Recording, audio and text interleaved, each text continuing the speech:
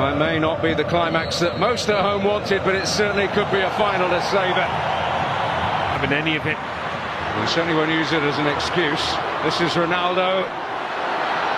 Bruno Fernandes, and in the way is Daily Blind.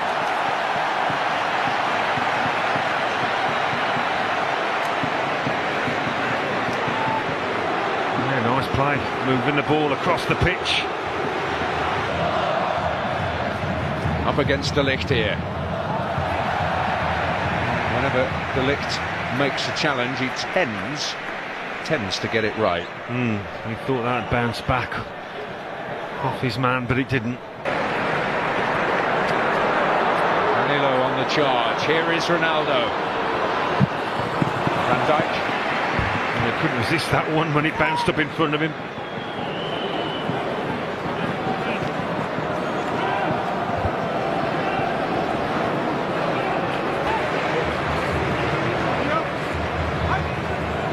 Something a little different each time. And Cillessen able to plunge and pounce. It was Jose Fontu who got his head to it in the end. I said he'd Depay. Balls the way of Bernardo Silva. He's got help. Bruno Fernandes. Well, that's 3 shots on goal he's had now, Fernandes. Portugal certainly will be the happier of the Fernandes. William Carvalho, Rafael Guerreiro up there. Nelson Semedo. Oh, it falls away. Bernardo Silva again. Bruno Fernandes. Well, he's not getting any closer. Well, you see from the expression of Bernardo Silva, they'll feel, the Portugal lads, they should be ahead by now. The positions they've got into, the opportunities they've had.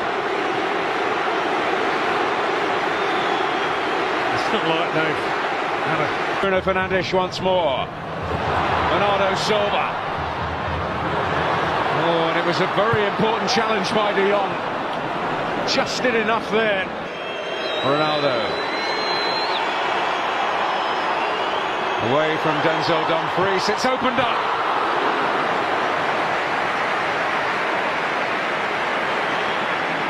Another effort on target.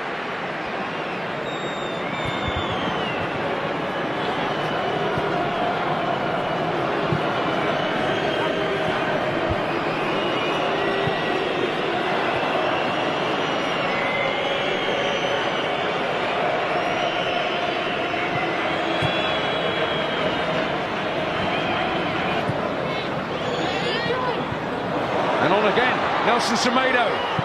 Oh. Post. It's an interesting one tonight because only 2 centre-backs are on the pitch. Well, Portugal with less possession are certainly causing the greater threat. Ronaldo warming the hands of Jasper Cillessen. Bruno Fernandes always fancying an effort on goal, and no wonder with 33 to his name at club level this season. But at half-time in the UEFA Nations League final, it is goalless. Very interesting season at Sevilla. Quincy Promes played as a wing-back, even as a full-back, as well as sometimes an out-and-out striker this season. Well, it certainly had an impact when he came on against England. Really did make a difference, gave them something different. To Depay.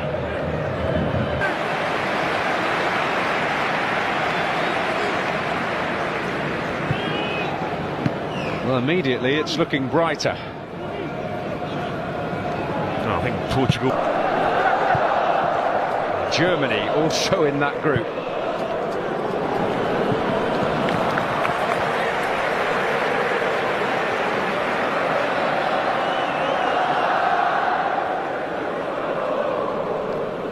Into Ronaldo once more.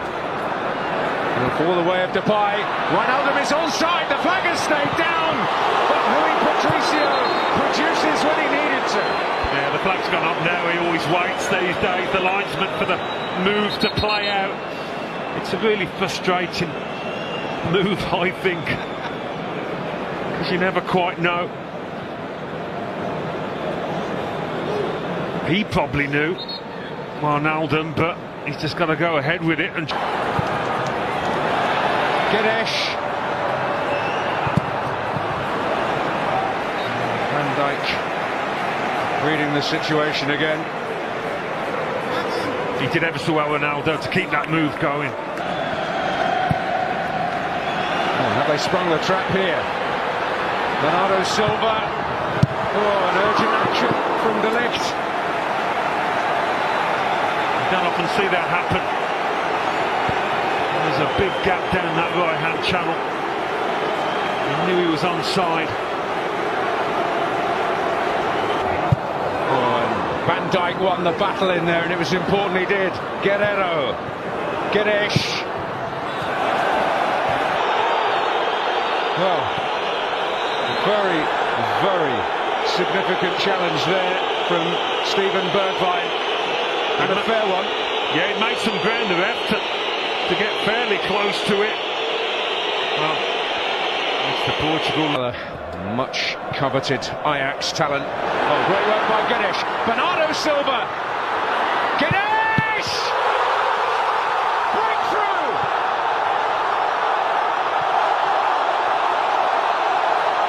An outpouring of joy in Porto.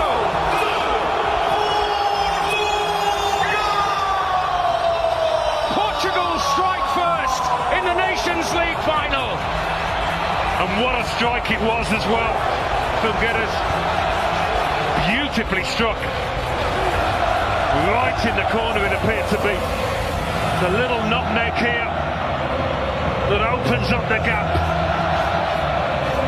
It's not an easy chance by any means, and Cillessen might feel he could have done better here. But Bernardo, like he did, it is a save you would expect him to make. But he was agile there.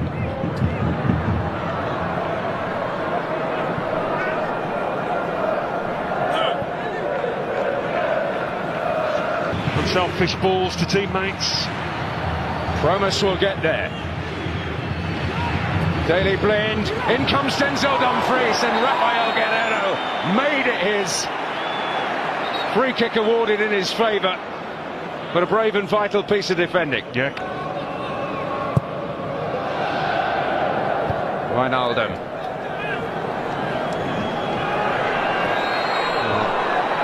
I was going to say typical William Carvalho stuff, but it does result in a free kick. Yeah, Devon saw that challenge coming. And the body in the... Promise to Depay. Denzel Dumfries well forward.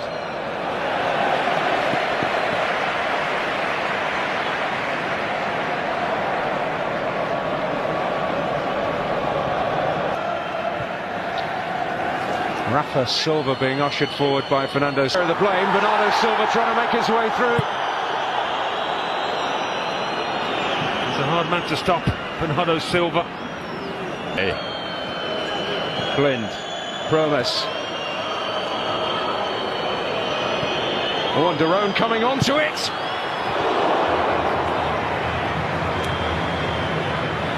Oh, an opportunity to at least test the goalkeeper. Yeah. Just to keep it down, coming onto it.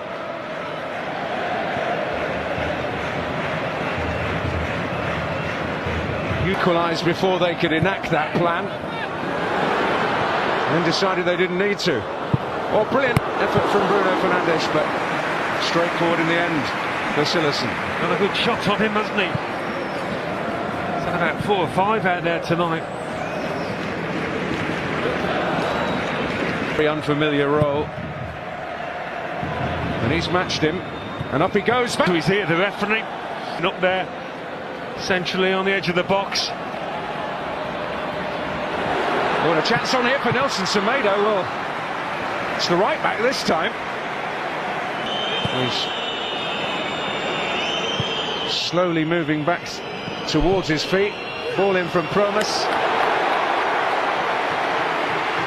Rui Patricio happy to eke out, though that is a definitive change. This is Rafa Silva, beautifully away from Frenkie de Jong, but not from Denzel Dumfries, who will receive a bit of further punishment here. Rafa Silva shown his ability with the ball on his feet, really just moved quickly across the turf. Good close control, not much of a wall. I think sometimes that's the best policy, make sure the keeper can get a decent view of it.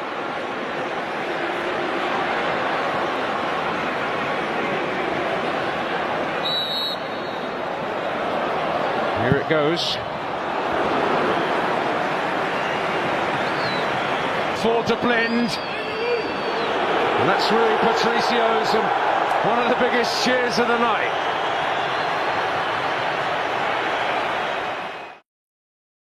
What if one of the favourites to win the 2026 FIFA World Cup starts its campaign against one of the tournament's biggest underdog stories? On one side, Portugal, a team packed with world-class talent led by a football icon who's chasing one final dream before walking away from the biggest stage forever. On the other side, DR Congo, a nation that waited more than half a century to return to the World Cup and now arrives with absolutely nothing to lose. Most fans expect a comfortable Portugal victory. Most experts predict the same. But World Cups are built on moments that nobody sees coming. And if history has taught us anything, it's that football doesn't care about predictions. So could Cristiano Ronaldo begin his final World Cup journey with a statement performance? Or are the Leopards preparing to shock the football world? Let's find out. Portugal enter this tournament carrying enormous expectations. For years, people have looked at Portugal and said the same thing. They have great players, but can they put it all together? Now many believe they finally have. The reason is simple. This may be the most complete Portuguese squad ever assembled. Think about the balance of this team. In midfield, they have creativity, control, intelligence, and experience. Bruno Fernandes remains one of the most dangerous chance creators in world football. Vitinha has evolved into one of the game's most elegant midfield conductors, capable of controlling the rhythm of an entire match. Bernardo Silva brings endless movement and technical brilliance. Then there is Rafael Leao, a player capable of turning a quiet game into chaos within seconds. And behind them stands a defense loaded with quality. Ruben Diaz, Nuno Mendes, João Neves, players who can compete with anyone on the planet. But no discussion about Portugal can begin anywhere else. Cristiano Ronaldo. At 41 years old, he arrives at what is expected to be his final FIFA World Cup. Think about that for a moment. A player who debuted internationally more than 2 decades ago is still leading his nation into football's biggest tournament. Entire generations of players have come and gone during Ronaldo's career. Managers changed, tactics evolved, football transformed. Yet somehow, Ronaldo remains. For many fans, this World Cup is about more than winning matches. It's about witnessing the final chapter of one of the greatest careers football has ever seen. The question everyone is asking is simple. Can he still deliver on the biggest stage? Some critics argue Portugal are more dynamic without him. Others believe his leadership, positioning, and experience remain priceless. The truth probably lies somewhere in the middle. What nobody can deny is that Ronaldo still knows how to score goals. And in tournament football, that alone can change everything. But here's what makes Portugal particularly dangerous. This team no longer depends entirely on Ronaldo. Years ago, if Ronaldo struggled, Portugal struggled. Today, that's no longer the case. Bruno Fernandes can decide games. Vitinha can dominate games. Leao can explode past defenders. Bernardo Silva can unlock defenses. Portugal now have multiple paths to victory. That makes them one of the most feared teams in the tournament. Yet despite all the talent, there is pressure. Huge pressure. Because Portugal are no longer considered outsiders. They are considered genuine contenders. Anything less than a deep run will disappoint supporters. And that pressure arrives from the very first match. Now let's turn our attention to a team whose journey could not be more different.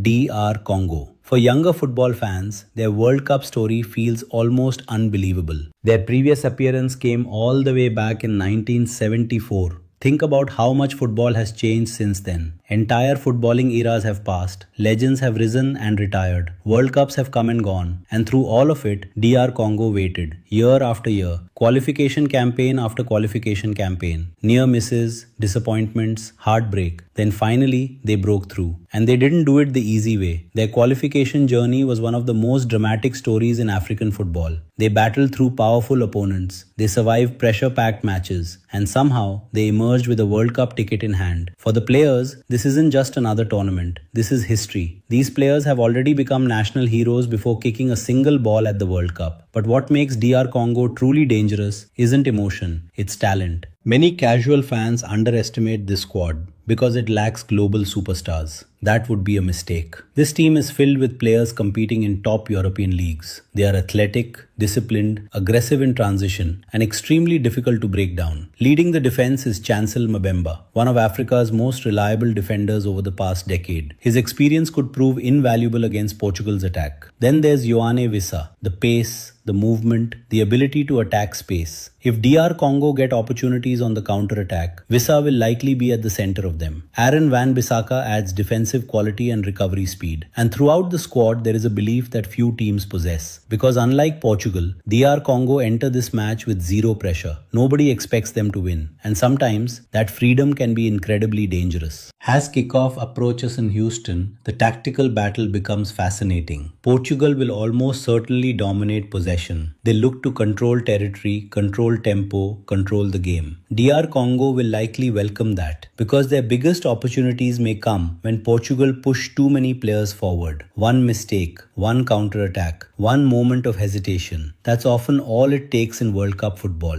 And there is one particular battle that could decide everything. Portugal's attacking stars against DR Congo's defensive organization. If the Leopards can survive the early pressure, frustration could begin to creep into the Portuguese side. And that's when things get interesting. Because football history is filled with favorites who thought victory would come automatically. The question is, will Portugal avoid that trap? Or could DR Congo create one of the biggest stories of the opening round? Because when we return, we'll dive deeper into the tactical matchups, key players to watch, score predictions, and the one shocking scenario that could completely change Group K. We explored the contrast between Portugal's superstar-filled squad and DR Congo's inspiring underdog journey. Now it's time to look at what might actually happen when these teams step onto the field. Let's start with the midfield battle. This is where Portugal hold perhaps their biggest advantage. Modern football is often decided by who controls the center of the pitch, and few teams in the tournament can match Portugal in this department. Vitinha has become one of the most intelligent midfielders in world football. His ability to receive under pressure, escape tight spaces, and dictate tempo is extraordinary. Alongside him, Bruno Fernandes constantly searches for opportunities to create danger. Most players see passes, Bruno sees possibilities. That combination could create major problems for DR Congo.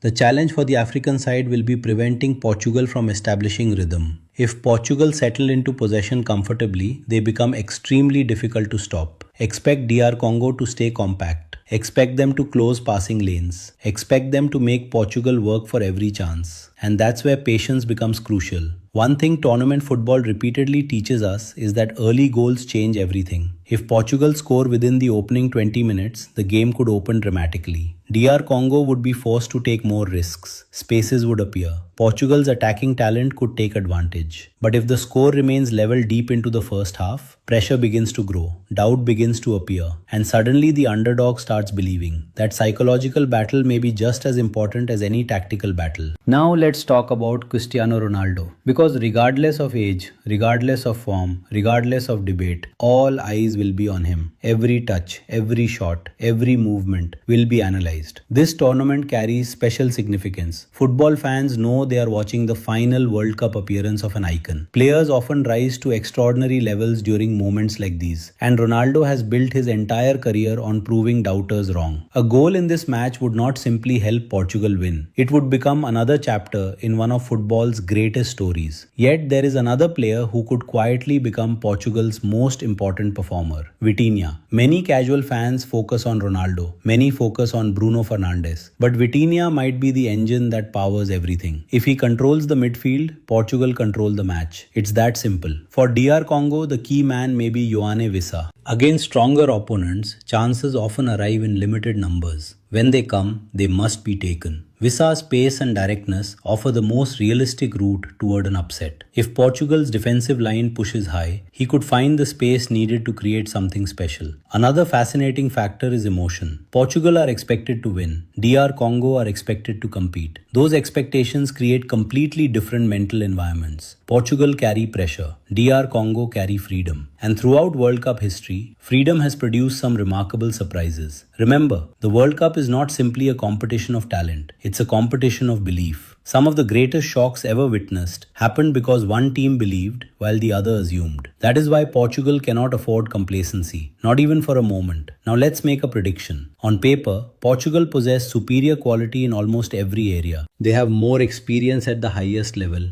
more depth, more creativity, more match winners. Over 90 minutes, those advantages are difficult to ignore. However, DR Congo are unlikely to make things easy. Expect a disciplined defensive performance. Expect physical battles. Expect moments where Portugal are forced to remain patient. The first half could be tighter than many expect. But eventually Portugal's quality should begin to tell. A clever pass from Bruno Fernandes. A midfield breakthrough from Vitinha. A decisive finish from Ronaldo or Leao. Those moments are what separate contenders from underdogs. My prediction, Portugal 2-0 DR Congo. A professional performance rather than a spectacular one. A result that gives Portugal the perfect start while reminding everyone that World Cup victories are rarely straightforward. For DR Congo, even defeat would not end the dream. The battle for qualification often extends far beyond the opening match, and this team has already shown remarkable resilience throughout their journey. But for Portugal, this game represents the first step towards something much bigger, a possible World Cup title, a final Ronaldo story, and perhaps the realization of a dream generations of Portuguese fans have waited to see. The stage is set, Houston is ready, millions will be watching, one team chasing glory, one team chasing history, and when the whistle blows, only one thing is certain. The World Cup never follows the script for long. That's why we watch, that's why we believe, and that's why Portugal versus DR Congo could be far more memorable than anyone expects.